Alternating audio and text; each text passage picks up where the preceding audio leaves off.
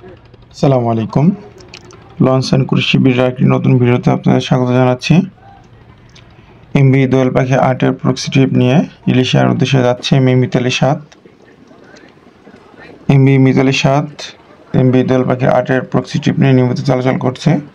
দোয়েল পাখি ৮কে রিনোভেশনের কাজ চলছে, ইতিমধ্যে আরেকটি ভিডিওর মাধ্যমে আপনারা জেনেছেন। আর দোয়েল পাখি ৮ সম্পূর্ণ নতুনভাবে আসবে। আপাতত দোয়েল পাখি ৮-এর প্রক্সি ট্রিপে আমি মিতালি ৭ নিয়মিত চলাচল করছে ঢাকা ইলিশা রুটে।